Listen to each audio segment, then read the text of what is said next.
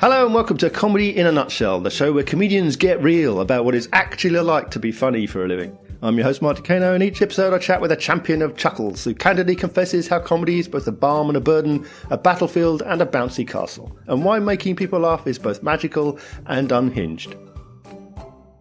I'm the comedy nerd who's seen more than 2,000 different comedians perform live comedy, and you can find out more about my journey in comedy fandom on my website, thecomedynerd.com. Please also take a moment to like, subscribe, rate, review, and share the podcast. Thank you. My guest this episode is an award-winning actor and comedian from South Africa who's performed all around the world with multiple stand-up shows and in TV appearances including Netflix, Amazon Prime, and the new Afrikaans version of The Office. It's comedian Schalk Bezuidenhout. If we go back to childhood, was comedy sort of a big influence on you really early on? Yeah. I remember my comedy hero being Jim Carrey. Mm-hmm.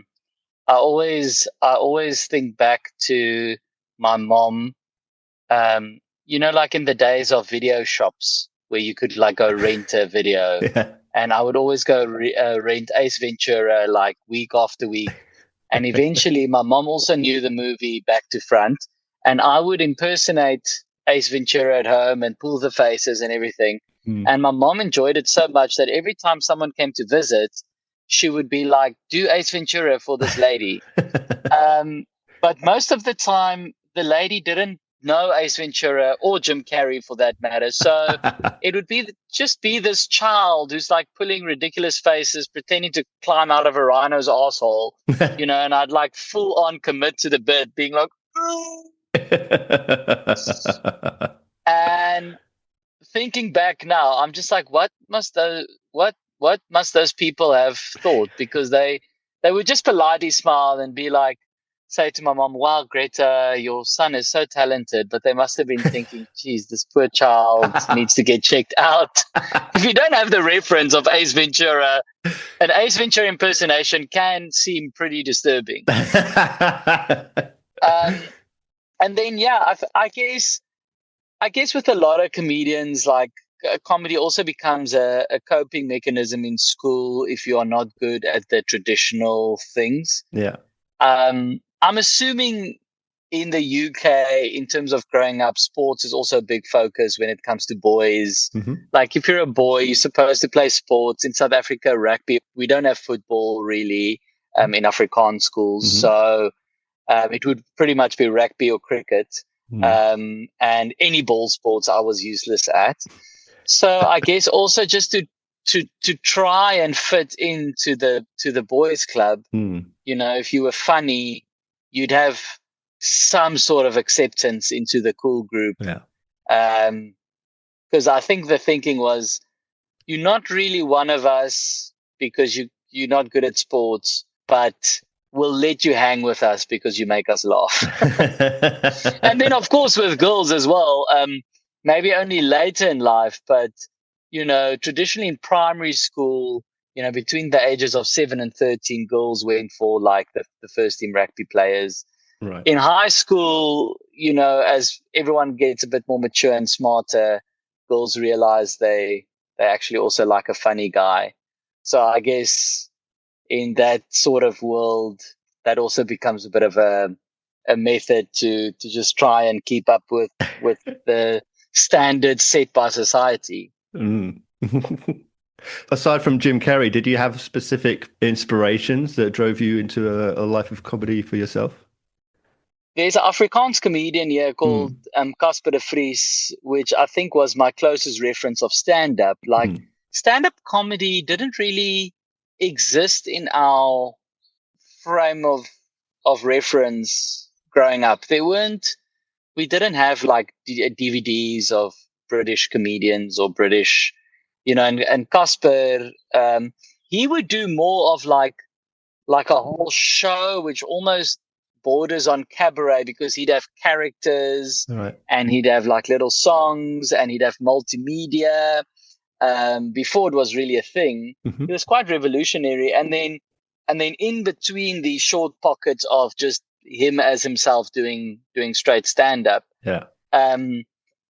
And also I remember my first experience, or the first time seeing stand up was when we first started getting cell phones, and like these stand up clips would circulate. And in my community, it also wasn't really like traditional stand up. It was Jeff Dunham clips. Like people went crazy for Jeff Dunham clips. So it'd be him with that Ahmed the terrorist puppet. And yeah, that was like my first sort of introduction to comedy. And maybe in a way it helped me, because I think when I started stand up, like in South Africa, I can see a lot of comedians, we'd be, as comics, we'd be standing in the back watching, and then we'd say to each other, this guy needs to stop watching Dave Chappelle. Because like you can see the Dave Chappelle coming through so strongly in his set, like he's talking in like quite a controversial way. He, like, there was a guy at some point in South Africa that would like do Dave Chappelle so much. He'd also do, like, when he laughs at himself, do the, how he like bangs the microphone against his upper leg. He would do that.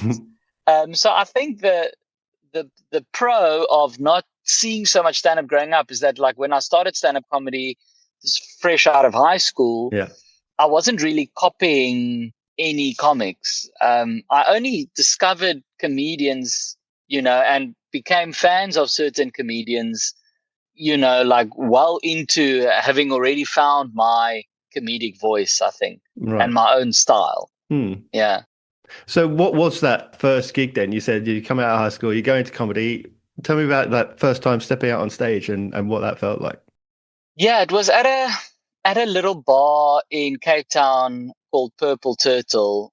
I remember it quite well because I think this happens to a lot of comedians. Is you either have one or two situations. You either die on your ass your first time, and then you go, and then maybe I think a lot of comedians would have turned out brilliant, but that first time was just so terrible that they just like call it a day right there. Like, maybe if they'd given it a year or so, they would have become brilliant comedians. But with me, I fall into the category of like my first gig, I smashed it. But then the problem is you think, oh, this comedy thing's quite easy. And you think that's how every gig's going to be. And then that second I think my first two gigs, I smashed it. I think that was just due to it being like a really hot audience. By the time I went on stage, they were ready. I think my first 5 minutes also was decent, even though now I think back, I'm like a little bit embarrassed by it. But then I think the third gig I did just absolutely humbled me and made me realize, okay, the stand-up comedy thing is a little bit more tricky than just smashing it every time. But my first paying gig, this is a story that I love just because it's absolute. Yeah, I don't think a lot of comedians have had this experience, but I've been doing stand-up for years in an open spot, and I get this phone call from a guy saying, like, can I come do his gig? And I assumed it was an open spot, and he drops this bomb on me that he's actually going to pay me. And in rands, 4,000 rand is about, my maths are failing me. I think it's 200 pounds. That's 4,000 rand. Yes, basically, something like that. Which for me at the time as a student was quite an insane amount of money. But the catch was I had to do 40 minutes of material, and at that point I had maximum of 10 minutes, I think. And I said to him, can I come do 20 minutes for 2,000 rand rather? Which he agreed to. And when I got to the gig, the place was called Rock Paradise, and it was in my hometown where I grew up, and I'd never heard of it, which I thought was quite strange because my hometown wasn't massive. Right. And I was like, it must be new because I'd been away studying for a year. So I'm like, it must be a new place that's open.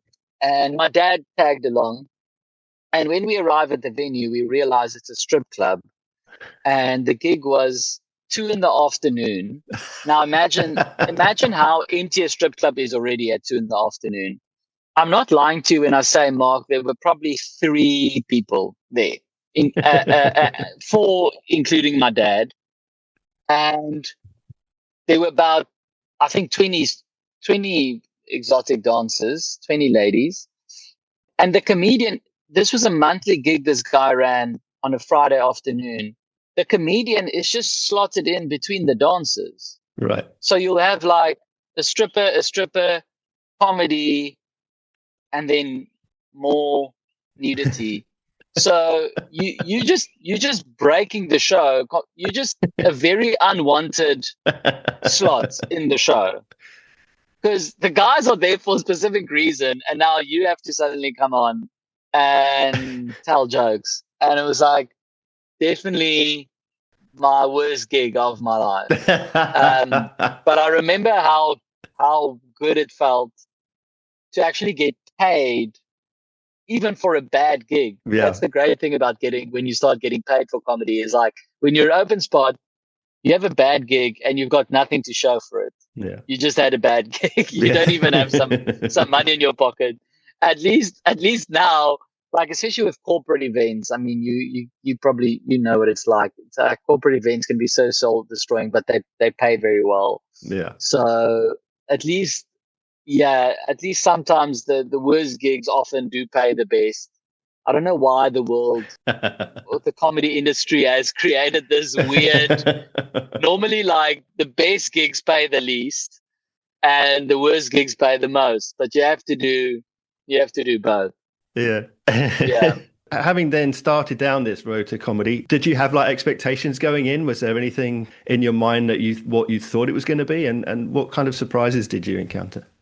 Yeah, I think when I started out, Trevor Noah was exploding like in a big way. When I started, he was already by far the biggest comedian in South Africa. Right. But I think 3 or 4 years into my career, he started really performing overseas and doing well. And I remember like us seeing him open for massive comedians overseas. Next thing we know, he's on The Daily Show being interviewed by Jon Stewart. And 5 years into my career, there's this announcement: Trevor Noah is the new Daily Show host. And the Americans didn't know him at all. Yeah. Obviously, we were very proud, and we were like, wow, a South African, and I think to a large extent, it opened doors for us, because now if you go overseas and you say you're from South Africa, people have a frame of reference. I think previously people only knew Mandela. So they either thought South Africa was just the bush, wilderness, or, a bunch of racists who imprisoned Mandela. And then Trevor Noah helped break the mold a little bit just by going, okay, well, there's a little bit more to South Africa than that. Yeah.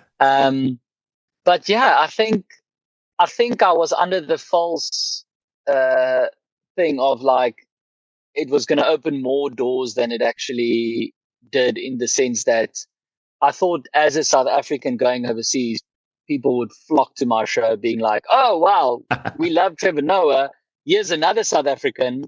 Let's go watch this guy as well. But then that first Edinburgh Fringe Festival made me realize, okay, it might not be the case that just because Trevor Noah is South African and famous and people love him. And I even, because I've opened for Trevor before, I even put big on my poster, like, support act for Trevor Noah. And I thought that people would read that and be like, this guy must be brilliant if he opened for Trevor Noah. And yeah, then I guess, was humbled by the sheer amount of not only comedians, but talented comedians out there. That's always still, and it's still for me a very weird thing. Like when I'm in Edinburgh and when I turn Australia, you see these comics who are, to the public, they are basically nobodies. They're not famous, but they're brilliant. Yeah. And I'm like, how's this guy not famous? This guy should be Netflix specials coming out his ass. But then I'm like, it's still, yeah. And then I think to myself, what chance do I have if this guy's this funny and not famous? And then frustratingly so, you see comics like, because I'm the type of person, I go to Edinburgh Fringe and I'll go watch a comedian just because they're famous. And so I can be like, wow, I just want to see what this guy's all about because I've been hearing so much about him. He's got the most posters up. He's filling a big venue every night. He must be brilliant. And then you go watch the show and it's a little bit disappointing. And then you think, wow, okay, this guy's famous. And I don't know. It's weird how we make, I guess singers are the same. Like sometimes with music, you have brilliant musicians who never end up becoming famous in their life. And then you've got musicians who are just sort of, so I think as a comedian, the same with any art, you have to find that mix between, you have to be good, but not too good, but you have to be vanilla enough that you can appeal to the masses, but not too vanilla that you're boring. It's such a, it's something that I don't think you can really plan or write. I think it's sort of in the stars for you. Like you're going to be famous or not. Yeah. I want to be famous. I do. That's fair. I don't even hide it. Like I want to be, I don't think it's about the fame. Like when I think about being famous in comedy, I don't think about paparazzi taking pictures of me or that traditional or like red carpets. I just think of like being able to fill venues without that much effort. Yeah. And I think for me now, that is just the point where I want to be in my career. Is like I want to get to a point where I can go on tour. I'm not even talking arenas, talking like let's say 500 seaters, 2,000 seaters, and be able to post on social media and be like, "Hey guys, I'm going on tour. This is where I'm going," and the shows will sell. Yeah. Like I always get. I know I'm using this word a lot, but humbled. Because comedy is a very humbling thing, I think. But and I love, by the way, hanging out with Trevor sometimes, who's one of the biggest in the world. Is he still has gigs to this day that are humbling. Getting booked for private events where you would get paid by, let's say, a rich family, but then you get there and it's some sultan who can barely understand English, but he only booked you because he just wanted the flex of having Trevor Noah perform at his birthday party, and like people are eating and and not listening. So even at that level, you still bomb sometimes. Yeah. But I think for me, just being because what I was going to say is sometimes I make a post, or I post a stand-up clip, and I'm like, and in the caption I'll be like, "This way I'm touring," and the clip will do really well. And I can't wait for that weekly like sales report to come through on Monday because I'm like, I posted this clip on Wednesday. It did super well. There was a bunch of comments being like, I bought my tickets. And then you sold like 100 tickets in that week. And you're like, oh, come on. What do I have to do here? But I think also at some point you just need to find the joy in performance and not measure it to amounts of people and amount of ticket sales.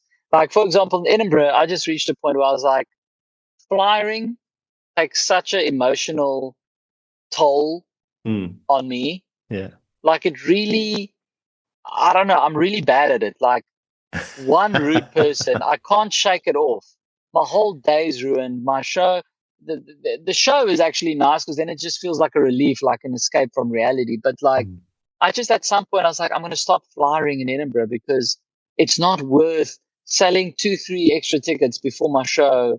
Is not worth feeling like an absolute piece of shit when someone's just like, no, thank you. It's just like, I can't do it anymore. I can't. Yeah. I mean, among humbling experiences, Edinburgh is the one. Yeah. So, yeah. How has your relationship with Edinburgh or indeed any other festivals changed since you started doing them? Yeah, I think at first, like in Edinburgh, I would put so much pressure on like, oh, maybe this person is going to come watch this month. That is going to give me my big break. Like I'm going to walk out of a show and this guy's going to be like, hi, I'm Harry from Netflix and I want to give you a special, boy. Like, I would fantasize about having that moment, or my agent calling me being like, you'll never guess who was in your show today. The CEO of the world, and he's going to put you on every channel on the planet. and then, maybe it ends up not happening. So I think how my relationship with the festivals have changed is just like, I really just need to make it fun for myself, because I mean, life is too short to go spend a month being miserable in Edinburgh and depressed. And, so I just try and take the pressure off a little bit. Yeah. And just go and have fun and do the shows and mingle with comedians.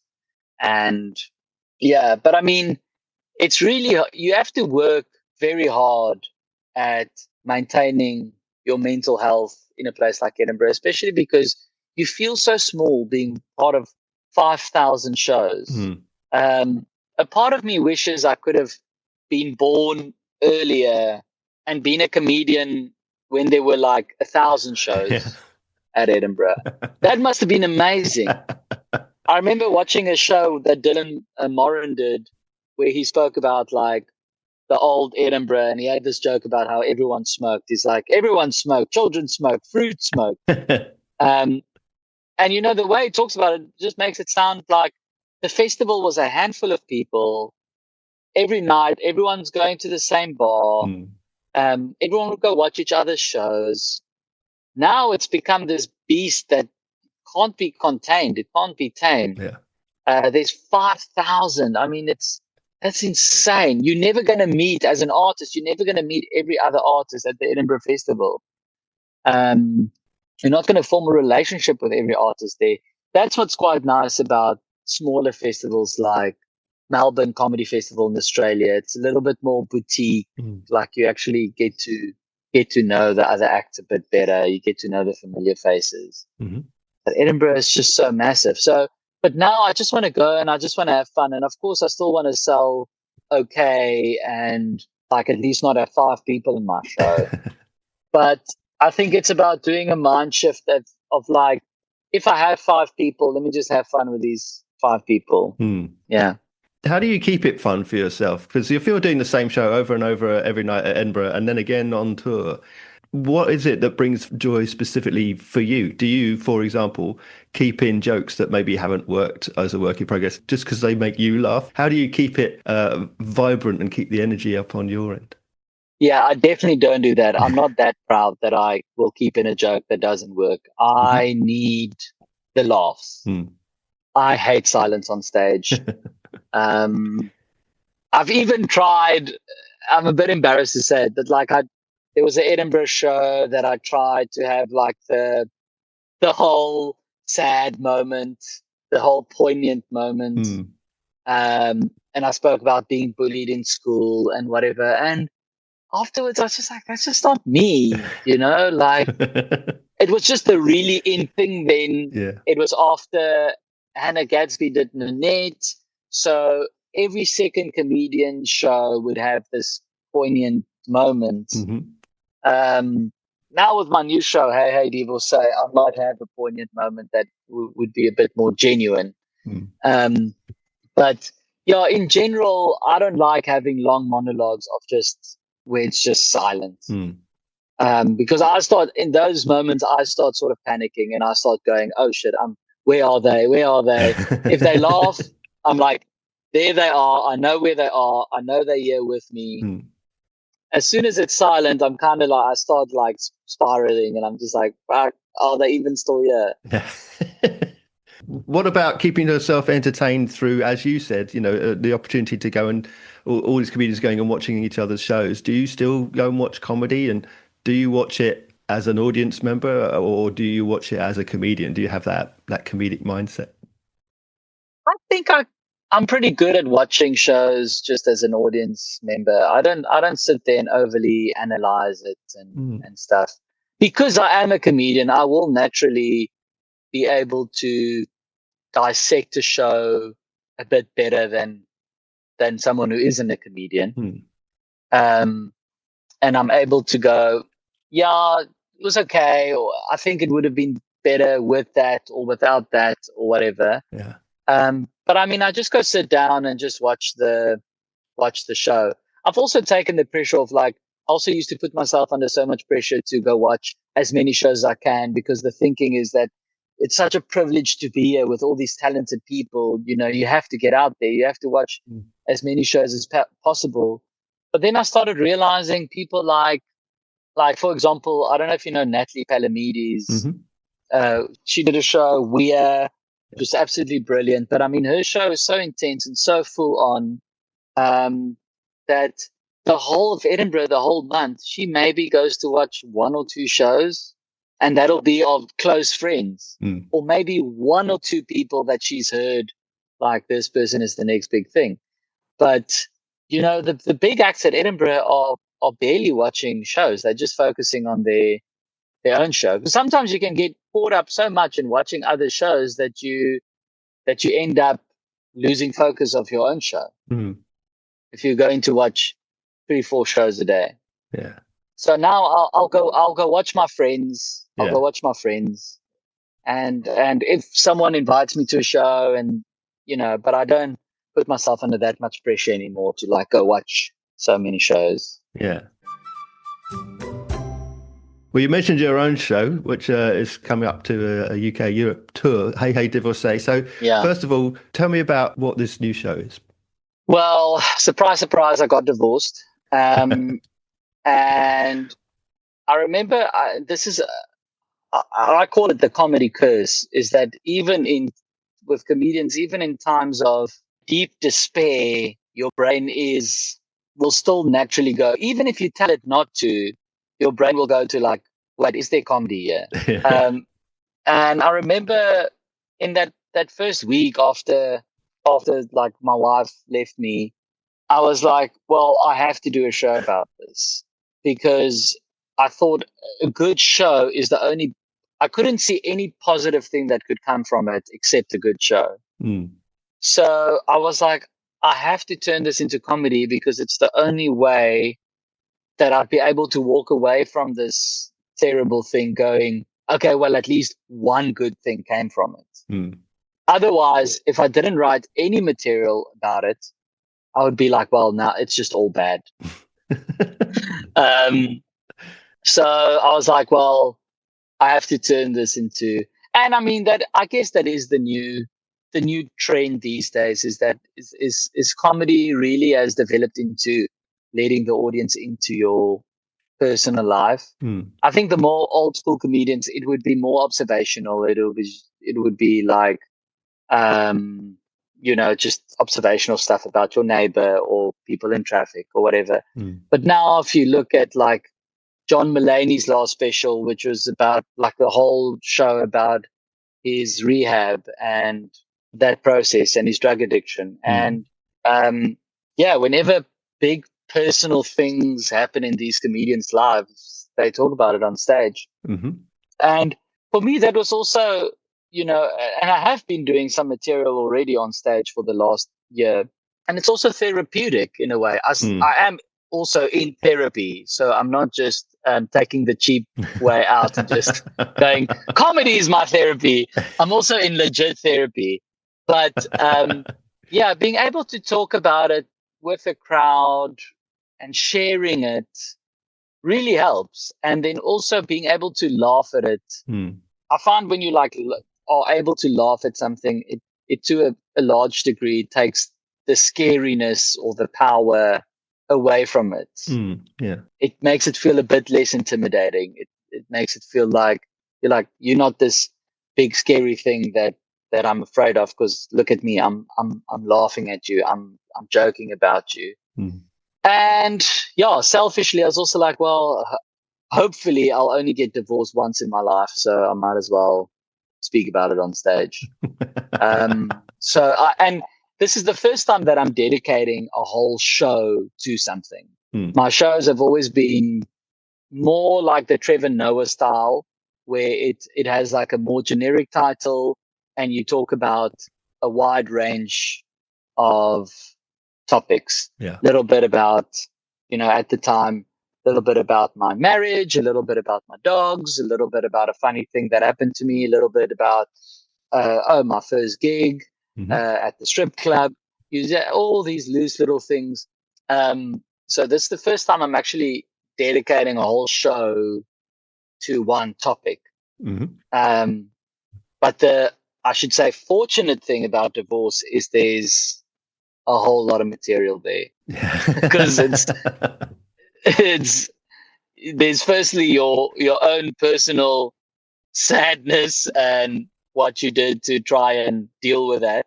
Mhm. That's a whole topic on its own. Yeah. There's your friend's reaction to the divorce and how your friends now treat you, or how you are now differently positioned in a friendship group Mm. as a divorcee. Yeah.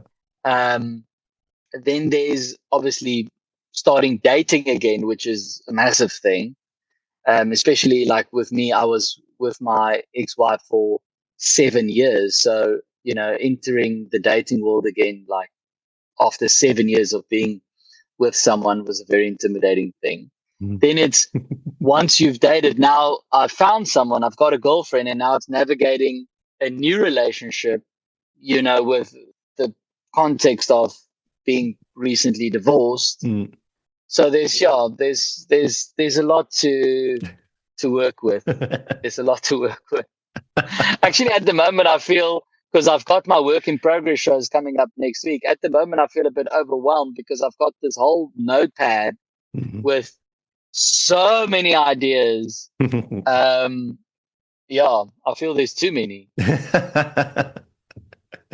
Obviously, we've talked about you playing in Australia and about we've got the tour upcoming. So when you're playing far and wide and abroad, do you find that approaches to your comedy or your approach to your comedy changes given regional and cultural differences? Do you have to adapt and make changes in that regard? Not not very much. I feel the only thing that needs changing is some references here and there. Mm. Um, yeah, some, like in Australia, they won't have certain snacks or foods or Yeah. whatever that we have, or certain people won't be famous. There's certain South Africans that people in the UK might know that people in Australia won't really know. So it's just like tweaking references and stuff. But I feel like your sense of humor is your sense of humor. I can't change what I find funny and what I write about. Um, so I feel that the show, when I do it in London and when I do it in Sydney, Mhm. will be 95% the same, except for a few little changes here and there. Yeah. But I guess at the moment, still, I do have a lot of South Africans that still do come to the show. The goal is, of course, to eventually get to a point where the audience is a 50-50 mix of locals from whatever country I'm in and South Africans. Mm. Yeah. As well as touring, not only are you a SAFTA winning actor, but also you've got your appearance on Netflix, your YouTube special is your Sydney performance. You've got the World's Strangest Jobs, which sadly isn't available in the UK, but the Yeah. Amazon Prime series. And then, of course, there's the upcoming iteration of The Office. The Office, yes. Yeah, I mean, there's so many things you've got on your plate. Where are you at your happiest? Is it recording these TV series, or is everything just a new, exciting thing for you? Yeah, well, I think live on stage will always be where I'm happiest. Hmm. Especially like when a show is just going and flowing, and you and the audience are almost, well, it sounds too woo-woo to say like you and the audience are one, but I mean, I almost said that. No, but when you're in the audience, you're just vibing. They're vibing with you, you vibing with them. You can, every comedian knows those shows where you can just like raise an eyebrow and people laugh. Hmm. It's just like those shows are absolutely magic, and the high that you feel after those shows, you know, um, is amazing because it's an hour of intense energy. Hmm. Whereas obviously filming The Office, it's months of writing, Hmm. and when you shoot, you're shooting 11, 12-hour days. So it's not an energetic 12 hours, bah, bah, bah, bah, bah. Um, I drink, and I know it's really bad for me, but I drink pretty much 2-3 Monster Energies in a day like that when I shoot The Office. Because it's an exhausting day, and we were shooting in South African summers, and you can't have the air cons on because of sound. Hmm. So you can also imagine how literally hot it was in the office we were shooting. But it was an amazing experience, and I think we feel very honored and privileged that we can be part of the Office franchise, like officially. Yeah. And I was surprised by how many offices there are. We know the American one, the British one, and then the Aussie one that recently came out. Those are the only 3 English ones. But there's 15 the offices. Yeah. It's weird to think that the original Office, less than or like maybe 20% of the Office world is in English. Yeah. Most of it is in, like 80% are in other languages. Ours as well. Our office is in Afrikaans, which is the South African, which is my home language. Yeah.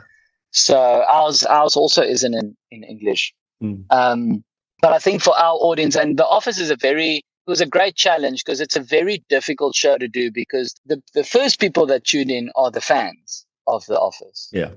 And you need to service their needs in terms of giving them the Office that they know and love. Yeah. But at the same time, making it your own and different enough that it can still exist as an original show. But you also can't make it too different, because then it starts feeling less and less like The Office. Yeah. So, yeah, it's a very fine balance between remaking The Office and making a new Office. Yeah. Because you want that sort of nostalgic feeling that goes, oh, wow, I'm watching The Office. But at the same time, they need to feel like, oh, but this is very new and original as well. Yeah. So it was a great challenge, and it's the only thing I've starred in that I was also a writer on.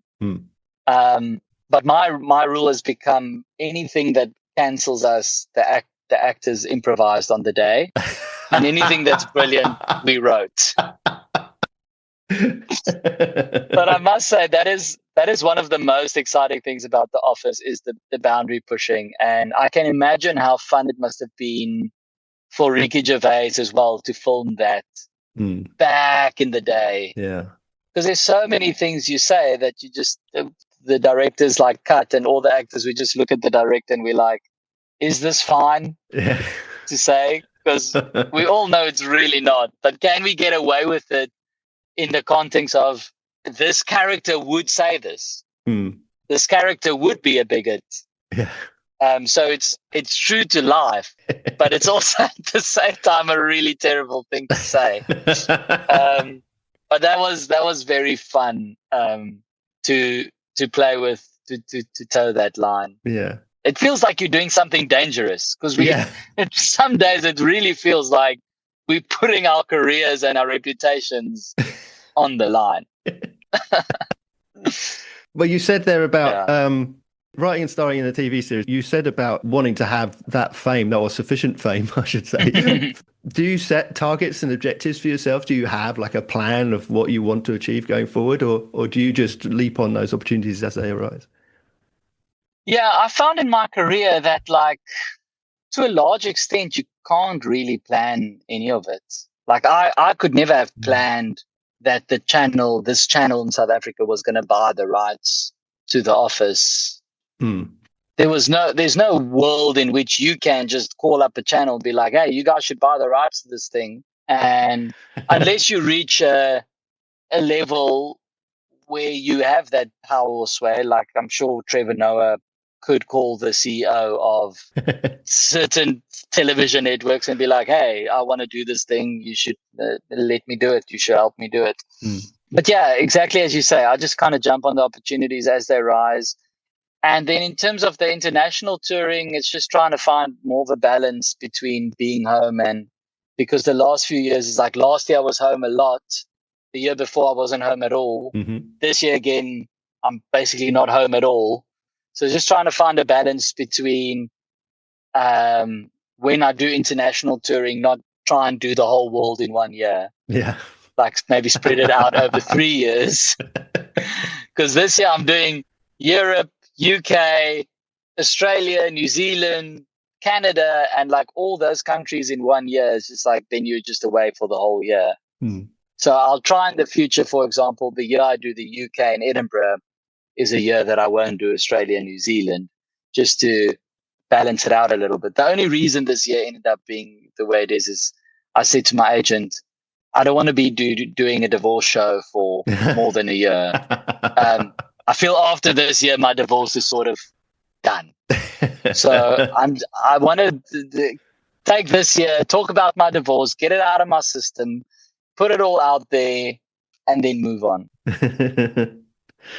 Do you think that from all the things that we've talked about, the TV series, the live performance, the touring, do you think that you've learned one single important lesson or most important lesson that you sort of carry with you forward from show to show, from season to season? Your big question, Mark. Yeah, I think the only lesson, or the most important lesson that I've learned, it is really about balance. Like I do a lot of comedy, and because I do a lot of comedy, I also meet a lot of comedians. Yeah. And you meet comedians that will tell you, and this is just the hard reality of what we do, that they're like, I was just touring for ages. And then one morning I woke up and I was 40 years old, no wife, no kids.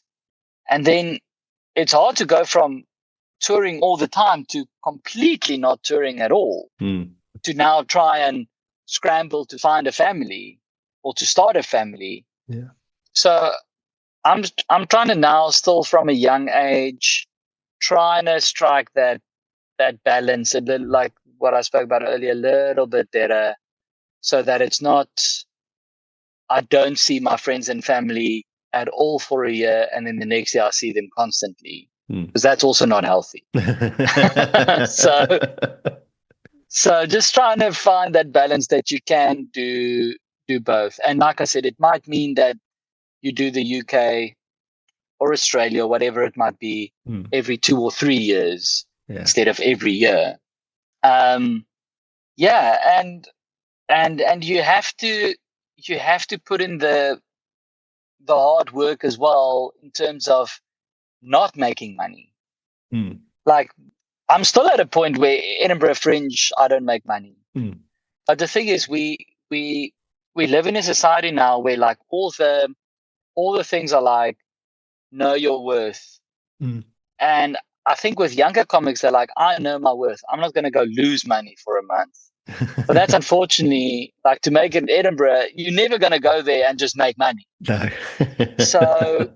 So you also have to find that balance between doing gigs that earn you money, but also taking the financial knock and doing things that are career opportunities. Yeah. Like, for example, The Office, right? A TV show is never going to pay as much as dedicating 2.5 months of your life and just doing corporates. And even one-man shows, if you just do, especially in October, November, December, which is corporate season in South Africa, if I just opened that in my diary and only took corporates, I would make more money than in The Office. I'd make more money than doing one-man shows. But at the end of the day, career-wise, I'd have nothing to show after all those corporates. I would just have a healthy bank balance. But the corporates don't help your career at all. And you get comedians in South Africa that eventually start getting known as corporate comedians. They do very well with corporates, and they do a lot of corporates, but they've done so many corporates that the public almost starts forgetting about them, because we never see them, because they never do public shows. They're only doing private corporate shows. And next thing you know, you wake up and you can't sell, you have corporates coming out your ass, and like, you drive a Ferrari, but you can't sell 50 tickets at a theater. Yeah. So it's just, you always have to be thinking forward. And it's always like a balance between, I can't do too many gigs in this place, because then they're going to get tired of me, but I also can't do too few gigs in this place, because then they're going to forget about me. Yeah. My point is, Mark, you can't win. You can't fucking win. Well, what about the world's strangest jobs? Was there something on there that piqued your interest and you thought, well, maybe 6 months of the year I could do this? Geez, let me think. There was butler, rental boyfriend in Japan, sumo wrestler, alligator wrestler, pet detective, which seems like a nightmare. Drag queen, maybe. We did drag queen in Amsterdam, but that's just also gigging. Yeah. And I think drag is more hours than stand up. You know what I'd love, Mark? I would just love an office job for a year. Just to have that routine. I'd actually love it. My girlfriend is now starting on the 2nd of Feb. She's starting a job at a tax company. Mhm. And I said to her the other day, I'm so envious of you. And she's like, really? You wouldn't want to work at a tax company? I'm like, not the tax element, but you get to go to the same place every day and you have your evenings free and just to have that routine. That was also the really nice thing about The Office is we are shooting The Office, but it's like going to an office every day. You're going to the same place every day. In the evenings, you can relax. It felt like having a normal job. Weekends were off. Yeah. It was the closest to having a normal job I've ever had in my life. Well, what then in comedy as a comedian, what have been those experiences that have made it worthwhile? And on the flip side, what have been the worst experiences that you've had? What one best and one worst experience you've had through comedy? My worst was my divorce, I would say, because my career was a big factor in it. You know, being away from home a lot, and I guess my partner just being like, "Yeah, I don't want this life where my husband is away a lot, and if I do come with, you know, it's he's doing shows and it's we living out of a suitcase, and it's one of those things that it's like expectation versus reality. It can seem very fun and romantic, you know, talking about it, but then in reality, it doesn't quite play out the same. And then the positive thing, I love complaining about comedy. It's one of my favorite things to do. Because podcasts are the only outlet we have as comedians to complain about it. Because you understand, Mark, like I can't complain to my friends about comedy because they have no reference of what it entails. Mm-hmm. So they just go, I get it. It must be really tough, you know, going overseas. What the fuck? What are you complaining about? You get to see the world. But like only people like you understand it's not as simple as that. No, but I think it's just like I'm addicted to it. I'm really addicted to comedy. Yeah. I'm sure drug addicts also complain about drugs all the time, and they go, "Dang, I hate it." But no, but I really do love it. It's just the industry and like a stand-up career. It comes with a lot of challenges, especially like it takes its toll on your personal life and stuff. But I mean, I would have it no other way. Yeah. I think as an individual, it's your own responsibility to find, like I said, that balance. Yeah. And that is the sweet spot when you can do what you love on this level, but also have a healthy personal life. Yeah. Like that's the dream. I just still need to find that personally. I still need to figure that out because I'm a yes man. So I'll just go, yes, jump on the opportunities. And before you know it, you open your diary and it's like, fuck, I don't have a single weekend this whole year. Yeah. That's how it goes. Yeah. But just learning to say no, or with certain things, just be like, not yet, or I will do this, but let me do it next year when it's less hectic. Yeah. But I'm still learning learning that. You would think after 15 years of doing this, I would be better at it now, but not yet. Well, amongst all those opportunities you've had, I mean, you've had so many great ones, but is there one thing that Yeah. you hope to have that hasn't come up yet? Yeah, I think a full hour Netflix special would be amazing at some point. Yeah. And then, I really feel like in terms of like the international touring and stuff, I really do feel like I am living the dream. I just, like I said, I would like to. There's so many good comedians out there doing shows and selling tickets, so it's a slog every time to get people to buy tickets, and like and that's that balance again. Like if you stay away too long from a place, then it makes it harder to go back because then people have already moved on to other comedians that they like. But also going too often, people are like, wasn't he just here 2 months ago? And then you go, no, it wasn't 2 months ago. It was a year ago. But a year goes so fast that to them it feels like 2 months. But yeah, I think the opportunity that I still need to unlock is just being able to reach a level where I can really just focus on the shows and the tickets sell, and I don't have to worry about that, because worrying about tickets for any comedian, it takes so much brain capacity and it takes so much of your time and energy. You just want to be able to focus on the jokes. But the problem is you can have the funniest jokes in the world, but if there's only 10 people, it's going to suck. So you need to have both. You have to have a good show and you have to have people there to enjoy the good show. Yeah. So how can people find out all about you then? Where can they get their tickets from? Where can they visit? Where can they find out about you? Yeah, all the tickets are on my website, schalkbezuidenhout.com.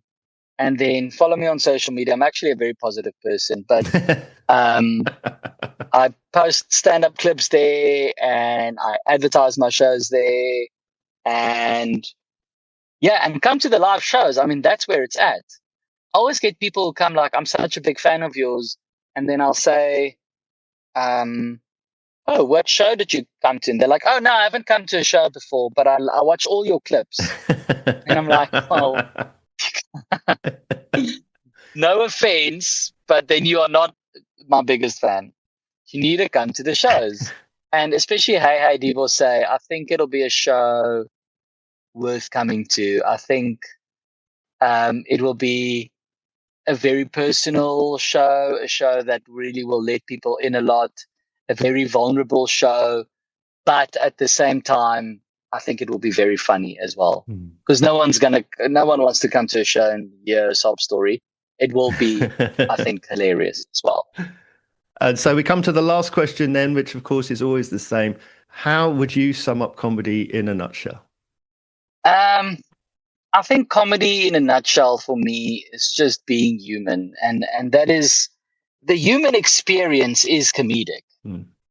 I mean, even just like you're born and then you do a bunch of shit and work your ass off and then you die. That's comedic already in itself.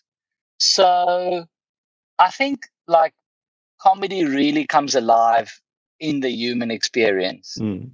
You can tell a joke about what did the one dog say to the other dog, and it can be funny. But I think when people really laugh, like from like a deep place, is when they connect to a joke on a human level. Like, for example, with this divorce show, not everyone in the audience will have gone through a divorce, but everyone in the audience would have gone through a breakup. And a lot of that material, I feel people be like, damn, I can relate to feeling lonely, being devastated after a divorce. And comedy, when I say like it comes from being human, or comedy in a nutshell is just being human, is that I also feel that's where real comedy comes from, is taking something that is, everything about it shouts, this isn't funny. Divorce, feeling depressed, feeling sad, feeling lonely. All those things shout, this is not comedy. But then being able to get a laugh, to evoke laughter from those not funny things, I think that's comedy for me. Thank you so much for being my guest today. It's been a joy and a pleasure. Thank you. Thanks, Mark. Thanks for having me. I really appreciate it.